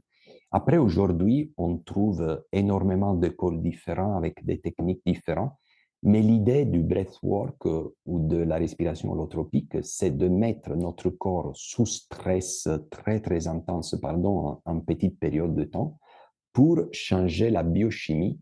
Et le fait de changer la biochimie dans notre corps, il a un impact aussi sur tout ce que sont les émotions, les traumas, les dépressions, etc. Donc, on arrive à créer, grâce à la respiration, certaines fois des types de respiration très, très puissants, à des états de conscience modifiés qui permettent de relâcher les traumas, qui permettent de relâcher les tensions, de relâcher certaines fois de stress. Et, et donc, ça peut devenir, moi je rentre pas dans ça parce que c'est pas quelque chose que je propose, mais dans le petit, quand on fait, par exemple, la respiration Wim Hof, que c'est une des techniques, c'est en tout petit, c'est un peu la même chose. Donc, on alterne des hyperventilations avec des apnées pour créer des déséquilibres. Donc, les hyperventilations en état alcalose très, très fort, et après, on fait des longues apnées d'une minute, 2 minutes, même 3 minutes, pour revenir en équilibre. Et dans ces cas-là, vous allez voir qu'au niveau du battement du cœur, ça change tout en passant d'un état à l'autre. Au niveau de la saturation en oxygène dans ton corps, on peut avoir une chute de 98 jusqu'à 70 dans des états de hypoxie très, très poussés. Et même égal au niveau de CO2, on peut avoir de ces changements. Ces changements au niveau physiologique, au niveau biochimique, ils peuvent impacter énormément notre état mental. Et ça, c'est hyper intéressant et c'est aussi quelque chose, quand on travaille un peu sur l'aspect, tu sais, tu te rappelles, je te disais les trois piliers, la mécanique, la biochimique et la partie psychologique, qu'on arrive, tu sais, les gens, un peu comme moi, après le premier atelier de yoga, tu sors et tu te sens un peu, que tu dis, moi, j'ai juste respiré et j'ai vécu un espèce de rêve. Je me sens bien au niveau physique, je me sens détendu, je me sens relâché. Et souvent, on a des ateliers, quand on fait des voyages aussi, des ateliers un peu plus avancés, où les gens, ils libèrent complètement ces émotions. Donc, je te confirme, pour répondre à ta question, que la respiration, c'est quelque chose que c'est pas interdit par la loi parce que c'est pas l'utilisation de l'SD ou de drogue, etc. Mais c'est quelque chose tellement puissant que s'il est bien utilisé par des personnes qui ont les vraies compétences, et il y a de plus en plus aussi des docteurs qui commencent à utiliser dans le monde de la psychologie, de la psychiatrie, ces techniques sont des techniques complémentaires comme les MDR, l'hypnose, etc., où on utilise la respiration pour libérer certains traumas ou travailler sur certains blocages qu'on a dans le corps. Donc toi, tu es un des meilleurs résultats de tous ces piliers qui servent d'outils pour une bonne santé. Est-ce que tu as des exemples des personnes que tu as accompagnées, notamment des sportifs ou d'autres entrepreneurs qui ont eu également des résultats plus ou moins impressionnants avec toutes ces mesures hygiéno-diététiques? Alors, oui, dans le sens, au niveau des entreprises, alors moi j'ai deux casquettes parce que je suis à la base, j'ai toujours fait du sport et après je suis entrepreneur passé par un burn-out et sorti du burn-out. Donc, euh, j'adore ces deux mondes. Donc, c'est là où je suis vraiment spécialisé, où j'aime bien continuer à faire des études et accompagner les gens.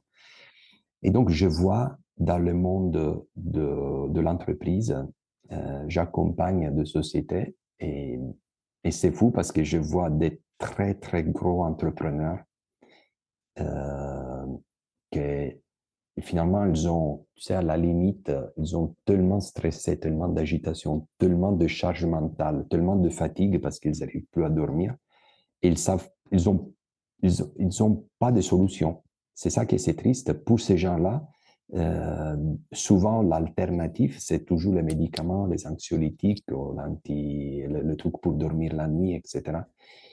Et moi, la chose la plus bluffante, c'est que moi, il vient dans mes ateliers, je le fais respirer, je fais faire des exercices très doux de yoga avec un petit peu de yoga, un petit peu de respiration. Certaines fois, je les amène après dans les étapes successives aussi à l'exposition foie. Et les gens, ils sortent avec un sourire. Et moi, je me revois en 2014, je dis, c'est fou, il y a un truc tellement simple qui peut améliorer ma vie. Et donc, il sort avec un sourire et c'est ça, c'est bluffant parce que tu dis, mais moi, je te donne pas, je te propose pas de partir 3 mois en Australie à faire quelque chose de fou pour changer ton quotidien. C'est un truc extrêmement simple que tu peux trouver toujours avec toi. Il t'accompagne pendant ta vie. C'est juste prendre conscience qu'il est là et le savoir utiliser. C'est un boîte à outils que tu peux l'utiliser pour la gestion du stress, pour te booster quand tu es fatigué, etc. Il y a des milliards d'activités différentes. Et ça, dans le monde du travail, moi, j'ai eu des entrepreneurs, mais tu sais qu'il vient, ils te font un câlin, en pleurant, il te dit merci. Et pour moi, c'est le plus grand, je sais pas comment te dire, c'est la plus grande satisfaction parce que je donnais rien, j'ai dit juste respire et je te dis un peu comment bien respirer.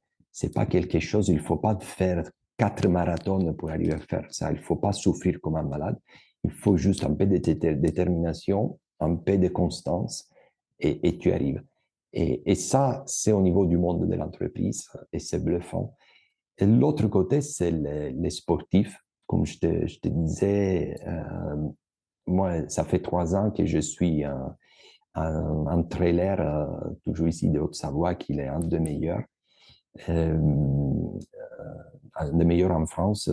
Et je l'accompagne et je suis content parce que c'est lui, que ça fait 3 ans, qu'il me demande de continuer à faire des coachings. Donc, il a vu sur lui l'impact positif de la respiration. Il a gagné les Cotterelles de Paris récemment. Il est arrivé deuxième à la marathon du Mont Blanc. Donc, je ne peux pas te dire que c'est grâce à la respiration parce que c'est une machine de guerre. Tu le vois, il a un full zé, il a un physique, il a une détermination. Il est vraiment un très, très, très grand sportif. Je pense peut-être le 1% ou le 2%, parce qu'à ces niveaux-là, on parle de 1% ou 2%. C'est peut-être, moi je ne sais pas, mais j'espère que j'ai réussi à l'amener avec la respiration.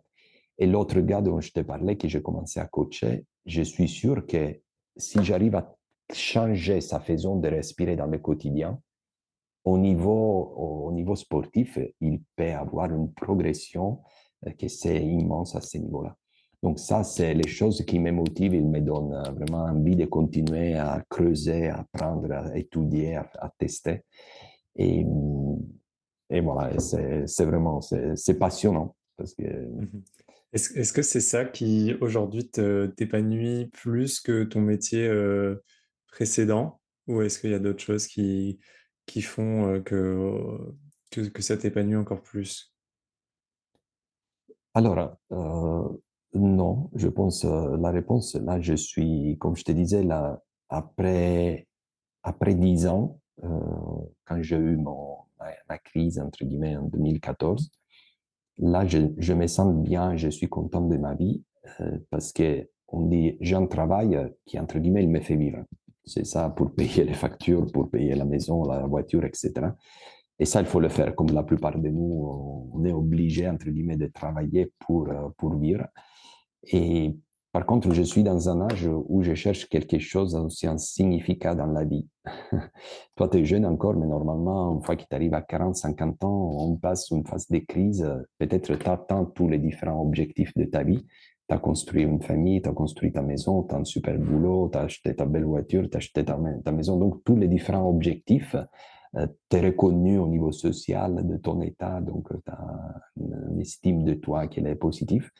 Mais au bout d'un moment, tu commences plus, tu grandis avec ton âge à te dire, est-ce que l'objectif de ma vie, c'est continuer à faire de l'argent, par exemple, avoir plus d'argent, ou acheter une grosse maison ou une grosse voiture, etc. Ou finalement, tu cherches un peu le significat de ton passage un peu dans cette vie, de donner un sens à ce qui tu fais. Et moi, c'est sûr que c'est pas le tourisme qui donne un significat à ma vie, mais l'accompagnement de cette personne, il me nourrit. Et moi, quand j'en parle, donc je dis toujours, j'ai trouvé un peu, tu sais, l'étoile, cette lumière qui me fait vibrer.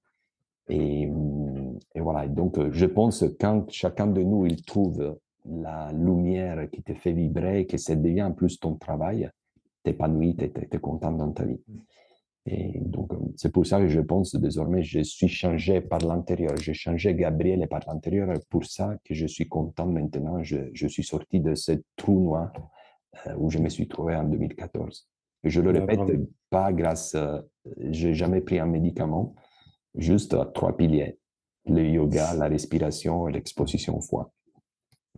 La félicitation, c'est pas donné à tout le monde de réussir à trouver ce qui nous fait vivre, ce qui nous fait vibrer plutôt. Pour finir un petit peu sur notre discussion, est-ce que tu peux raconter ta routine? Combien de fois par jour tu fais des exercices de respiration, de sport? Comment est-ce que tu gères ton sommeil, etc. Ça, c'est super intéressant. Il y a beaucoup de monde qui me demande toujours ça. Et alors, moi, j'ai une routine j'ai intégrée depuis désormais 4 5 ans. Le plus difficile au début, c'était le yoga. Parce que même chose, ma prof de yoga, elle me disait, c'est pas en faisant une heure et demie de yoga par semaine qui tout change ta vie. Donc, il faut vraiment qu'il soit quelque chose, un style de vie, une philosophie de vie qui t'intègre dans ta vie quotidienne. Et donc, je commençais, normalement, moi, je suis très actif le matin. Je me réveille tôt. Et c'est là le moment où je commence, normalement, toujours avec 2 mouvements. Donc, ça, c'était la première chose. Donc, je passe 20-30 minutes à faire 2 mouvements pour réveiller mon corps, tous ces 2 mouvements très simples de yoga sans faire de grandes choses. Après, depuis quelques ans, euh, j'ai commencé parce que je sais l'importance, le moment qui tu te réveilles, le moment qui tu vas t'endormir, de ne pas partir tout de suite, surtout au réveil. On a cette habitude, le réveil qui sonne, on s'élève et on part tout de suite. Donc, on part dans un état de onde cérébrale qui sont en onde alpha, sont le temps, on est tranquille, on est un peu dans les nuages. Tout de suite, en onde bêta, dans le cortex préfrontal, on commence à activer, je fais le petit-déj, je commence à organiser les filles, je regarde les téléphones pour répondre aux questions. Euh, donc, je sais qu'il y a un moment de passage entre les deux états, parce que ce sont 2 états avec des énergies complètement, au niveau cérébral, complètement différents. Et donc, j'ai appris à les accompagner. Donc, le matin, avant de me lever du lit, dès que je me réveille, je mets mes mains sur le ventre, je fais 5 minutes, même 3, 4, je ne compte pas, de respiration de cohérence cardiaque. Donc, vous trouvez plein de choses sur la cohérence cardiaque, mais j'inspire sur 5 temps, j'expire sur 5 temps, je garde mes mains sous le thorax pour sentir et sous le ventre pour sentir que je respire bien. Et c'est le moment de passage. Après, je m'élève, je te raconte un peu tout, c'est ce que je fais tous les matins, et je pense à l'hygiène nasale. Ça, c'est fou, mais on se dit, on se lave les dents tous les jours, mais le nez, combien de fois tu te le laves? Et moi, j'ai appris que pour avoir une bonne respiration nasale et une hygiène nasale, je fais un nettoyage, c'est un kriya, donc c'est un nettoyage qu'on utilise en yoga, mais c'est très simple, c'est suffisant de faire un peu de spray avec de l'eau saline, très simple, juste de l'eau de mer, pour nettoyer après la nuit, nettoyer le nez. Donc ça, c'est respiration après nettoyage. Après, je fais quelques mouvements de yoga. Après les yoga, pas tous les jours, mais j'ai les respirations Wim Hof. En général, je fais 2-3 fois par semaine. C'est des cycles de respiration Wim Hof, qui ça dure à peu près un quart d'heure, 10 minutes, un quart d'heure. Et après, je termine avec une douche froide. Donc, tout ça, c'est entre, en général, 5h30 et 6h30 ou 6h et 7h au max. Et ça prend 1 heure, c'est une fois 45 minutes, ça dépend de journée. Mais moi, ça me change complètement après toute ma journée. Et j'active grâce à tout ça tous les hormones du bien-être. J'accompagne aussi les hormones du matin, les hormones qu'on appelle les hormones du stress, comme le cortisol, qui commencent à se réveiller le matin et je les accompagne avec des exercices de mouvement qui remettent en circulation l'énergie. Et après, la douche froide, c'est le coup final avec tous les hormones du bien-être, la sérotonine, la dopamine, c'est tout, l'oxytocine, parce que c'est vraiment un shoot d'hormones après la douche froide. Et, et après, je m'habille et je commence ma journée. Et j'essaie de la garder presque tous les jours.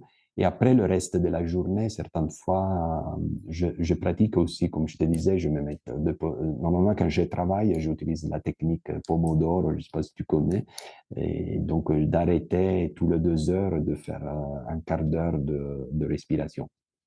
La seule chose, le seul conseil que je peux donner pour les gens qui commencent, c'est la tendance qu'on a toujours après à faire toujours la même chose. au niveau surtout respiratoire. Et donc, certaines fois, on s'habitue, on fait que la respiration Wim Hof. Et faire toujours la même chose, c'est comme manger toujours la même chose. C'est pas bon.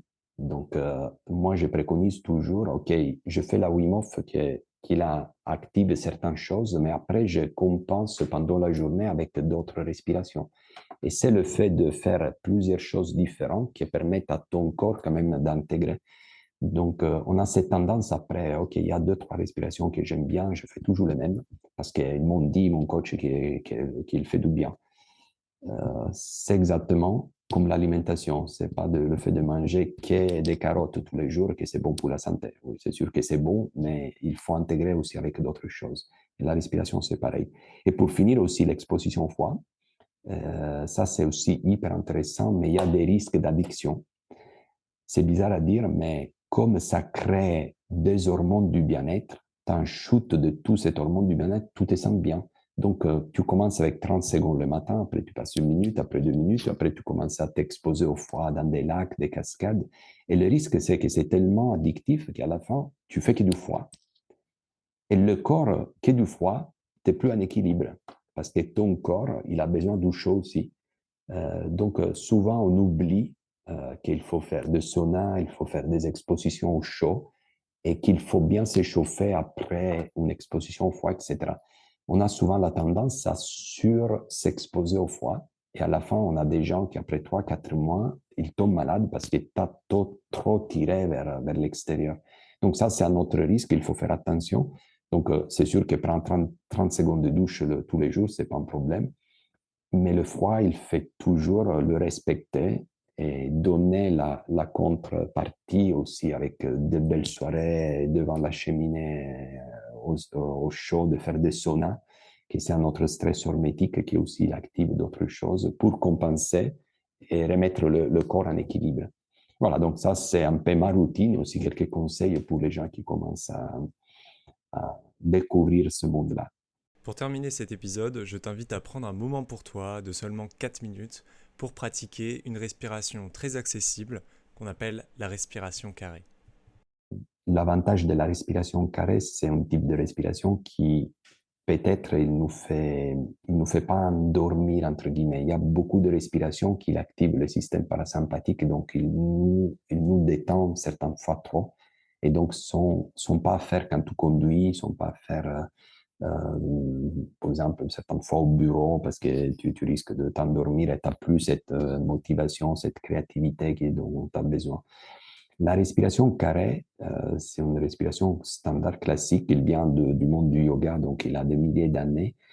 Et il a été reprise par les Marines, juste pour t'expliquer qu'est-ce que c'est, par les Marines américains, parce que c'est une respiration qui permet, dans des moments du stress, donc les Marines, c'est quand ils partaient à faire la guerre, donc ils ont des coups de stress qui montent énormément avant de s'exposer au péril.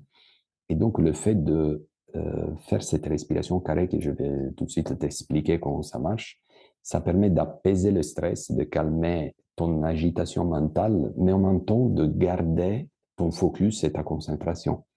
Donc, c'est quelque chose d'idéal. Par exemple, moi, j'utilise toujours quand je dois faire, par exemple, des présentations ou j'ai des moments où je sais que j'ai des pics de stress parce que je fais quelque chose à laquelle je suis pas trop habitué. Et donc, je le fais souvent. Mais sinon, aussi, juste pour recalmer mon rythme respiratoire, qui certaines fois il s'accélère, donc pour faire une respiration calme. Et comme je te disais, c'est une respiration peut-être. Normalement, je t'explique la technique. On inspire normalement sur 4 temps ou 4 secondes. Après, on bloque poumon plein sur 4 secondes. Après, on expire sur 4 secondes. Et après, on bloque sur 4 secondes. Donc, on suit un cycle respiratoire à la forme d'un carré qu'on peut la faire avec les yeux fermés, juste en visualisant. Et, et même faire ça pendant 2, 3 minutes, ça permet de ralentir, donc d'avoir une respiration réduite, de revenir à l'équilibre entre le CO2 et l'oxygène. Et surtout au niveau mental, quand tu es un peu dans un état un peu sympathique, un peu fuite et combat, qu'on est comme ça, tout crispé, ça peut permettre vraiment un peu de relâcher, mais en gardant le focus. Donc, c'est intéressant dans le monde du travail pour vraiment quand dans ces pics de stress, avant de faire quelque chose, une présentation, une réunion importante, de se mettre juste à côté, plutôt qu'aller fumer une cigarette, se mettre encore là à penser, de dire, OK, je bloque 5 minutes, j'observe ma respiration et ça, il a des bienfaits. Avant de commencer, l'idéal, c'est, si vous êtes assis, de trouver une posture confortable, donc les pieds à plat, parallèles, et on peut placer les deux mains sous les genoux. Et on se prend juste un instant, on peut laisser les yeux se fermer. Et juste on se prend un instant pour s'observer. Donc peut-être il y a beaucoup de blablabla dans le cerveau, mais ce n'est pas dans le moment présent. Donc on observe, par exemple, pour commencer, le contact de nos deux pieds sous le sol. Et on ressent juste le pied gauche et le pied droit. Après, on peut observer les contacts de nos fessiers sous la chaise ou sur le fauteuil. Juste ressentir la pesanteur du corps qui se dépose sous le fessier. On peut observer les mains, le contact de deux mains sur le genou. On peut peut-être ressentir la chaleur ou la pesanteur de bras, de tout le bras qui se dépose sur le cuisse. Et après, on garde la colonne vertébrale bien droite, longue. On relâche les épaules. On essaie de relâcher toutes les tensions dans les trapèzes, dans le cou. On peut légèrement rentrer le menton d'un millimètre vers la poitrine pour allonger davantage un peu les cervicales. On ferme la bouche. On place la langue sous le palais. On respire bien par le nez. Là, on commence tous avec un expire. Ça commence, j'inspire. 2, 3, 4. Et je bloque. 2, 3, 4. J'expire.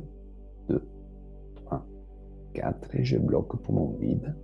3 et 4. Et c'est reparti. J'inspire, j'inspire, j'inspire, j'inspire. Je bloque. 2, 3 et 4. J'expire, j'expire, j'expire, j'expire et je bloque. 2, 3 et 4. Et encore, j'inspire. 2, 3, 4. Et je bloque. 2, 3 et 4. Et j'expire. 2, 3, 4. Et je bloque. 2, 3 et 4. Et j'inspire. 2, 3, 4. Je bloque. 2, 3 et 4. Et j'expire. 2, 3, 4. Et je bloque. 2, 3 et 4. On repart. J'inspire. J'inspire. J'inspire. J'inspire. Et je bloque. 2, 3 et 4. Et j'expire. J'expire. J'expire. Et je relâche. Et je bloque. 2, 3 et 4. Et encore, j'inspire. 2, 3 et 4. Et je bloque. 2, 3 et 4. J'expire. 2, 3 et 4. Et je bloque. 2, 3 et 4. Et maintenant, vous comptez dans votre tête 4 temps. J'inspire. 4 temps, je bloque. 4 temps, j'expire. Et 4 temps, je bloque.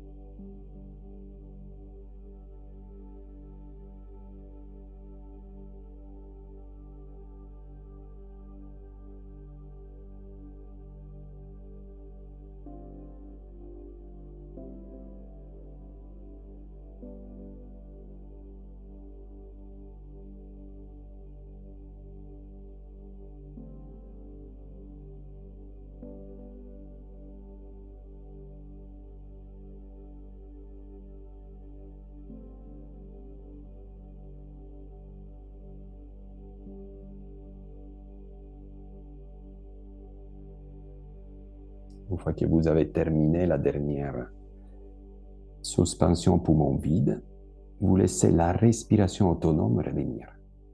Pendant 5 minutes, on a pris, nous, les rênes de la respiration. Donc, on a cette respiration, le pilote automatique qui contrôle la respiration 24 heures sur 24. Et pendant 5 minutes, vous dites à votre pilote automatique, ouais, mais arrête-toi de travailler en paix, repose-toi, c'est moi qui décide. Et vous vous donnez un rythme.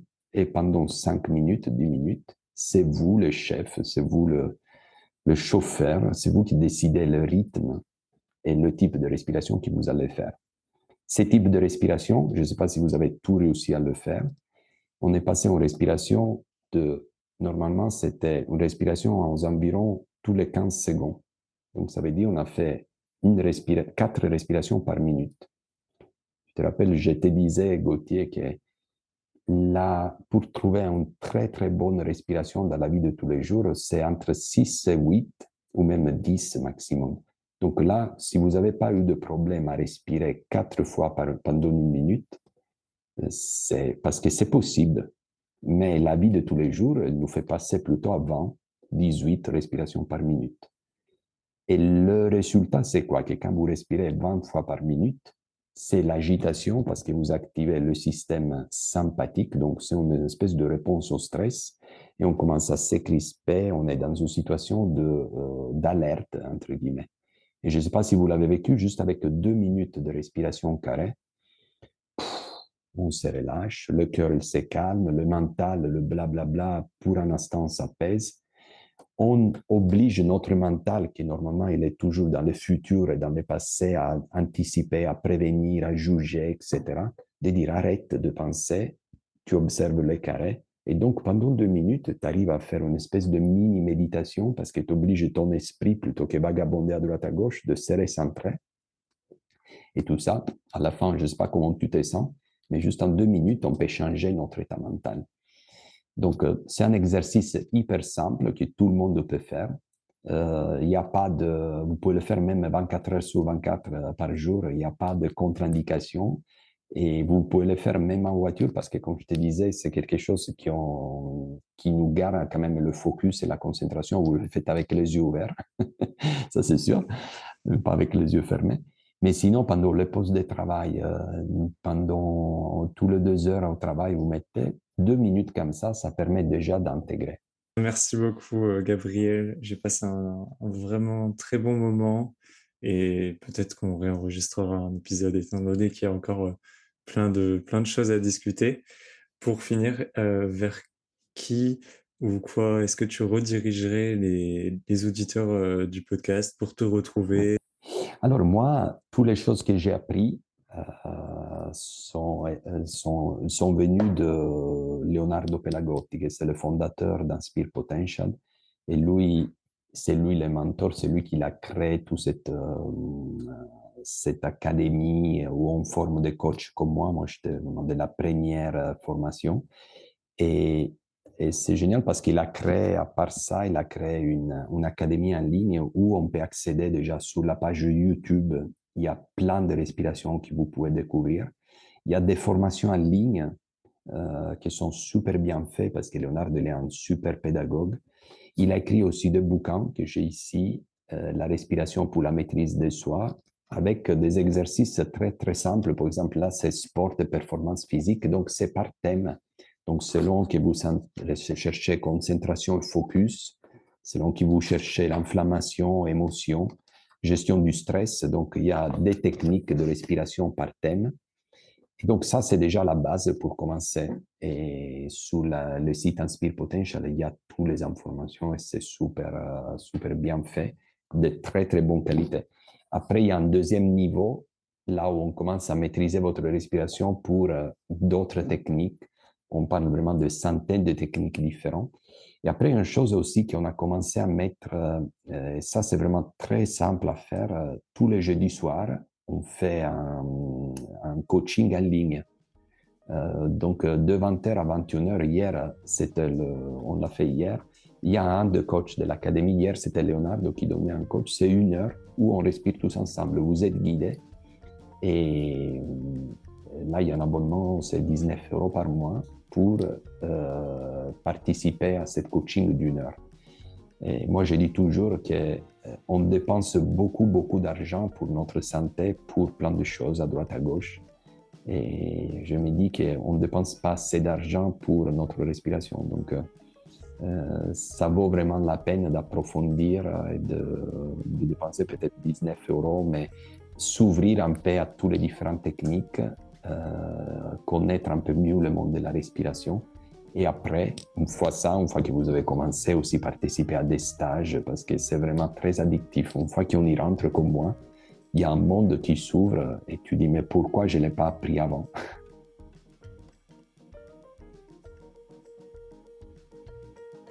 Merci beaucoup à Gabriel pour ce partage d'expériences très enrichissant et à Leonardo Pelagotti pour nous avoir mis en relation. Tu trouveras dans la description de l'épisode toutes les ressources mentionnées. N'oublie pas de soutenir le podcast avec une belle évaluation sur ta plateforme d'écoute et à t'abonner aux réseaux sociaux pour suivre l'actualité du podcast. Et si tu souhaites accéder à des contenus exclusifs, à réaliser un don, encore une fois, tous les liens sont disponibles en description. Merci pour ton écoute et à la prochaine.